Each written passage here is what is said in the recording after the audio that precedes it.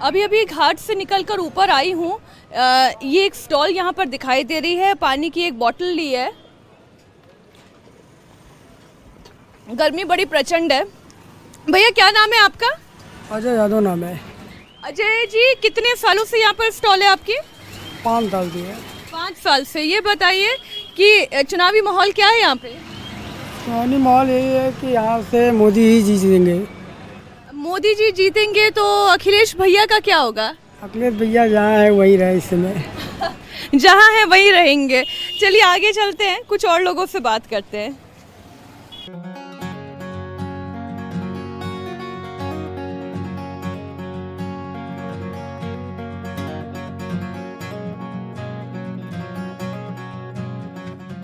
बनारस की अब इस नई सड़क पर मैं आ पहुंची हूँ। आम दोपहरी का दिन है, खूब चहल पहल वाला माहौल है। आप देख रहे हैं लोग कहीं लस्सी ले रहे हैं, कहीं समोसा खा रहे हैं।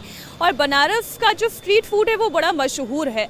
अब पहले बनारस के जातीय समीकरण की बात कर लूँ, या फिर अगर हम केवल हिंदुओं की आबादी की बात करें तो 75% बनारस में हिंदू आबादी है। 20 से 25% के आसपास मुस्लिम आबादी और 5% अन्य आबादी को आप गिन सकते हैं। तो यानी कि यहाँ पे जो प्रधानमंत्री नरेंद्र मोदी वर्सेस कांग्रेस के अजय राय वर्सेस बीएसपी के अतहर साहब है, मुकाबला आप त्रिकोणीय इस लिहाज से नहीं कह सकते। ये 3 पार्टीज है, लेकिन सबसे ज़्यादा चर्चा तो प्रधानमंत्री नरेंद्र मोदी की होती है, क्योंकि अगर आप उनके जीत का प्रतिशत भी देखेंगे तो वो जीत का प्रतिशत भी कितना रहा है, आधे से भी अधिक रहा है। और इस बार तो चर्चा ये की जा रही है कि ये प्रतिशत अभी और बढ़ेगा।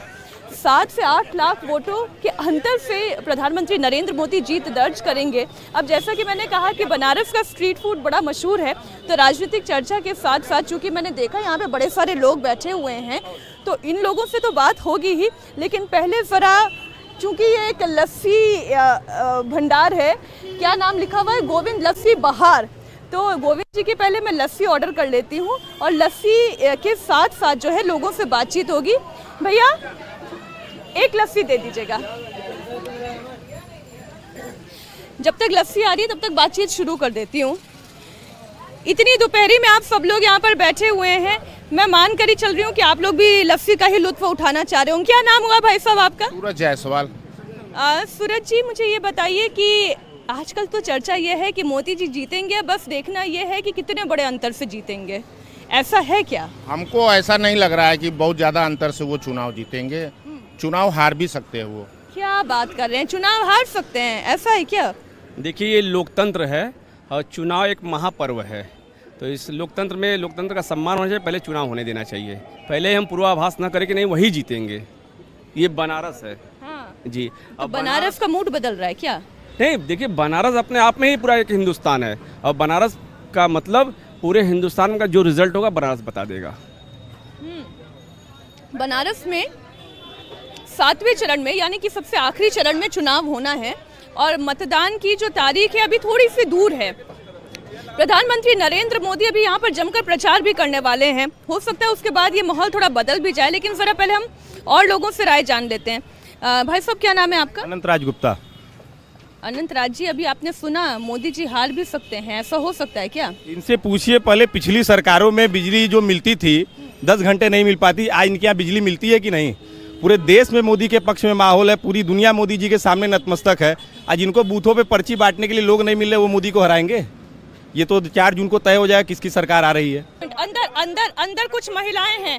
मैं आ रही हूँ फिर। अंदर कुछ महिलाएं हैं।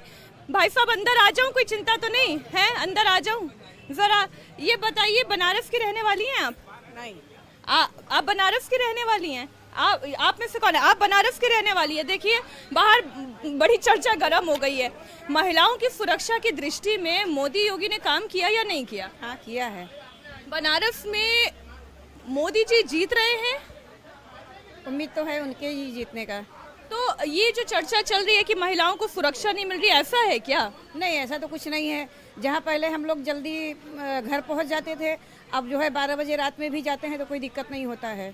जिस जगह से हम लोग 7 बजे के बाद नहीं गुजरते थे, यही बिनिया है हमारा हड़ा सराय पर घर, लेकिन पहले हम लोग बहुत जल्दी ही घर पहुंच जाते थे कि एकदम सन्नाटा हो जाता है, मार्केट बंद हो जाता है। तो लेकिन अब ऐसा है कि हम लोग 12 बजे रात को भी अगर अकेले। क्या नाम है आपका?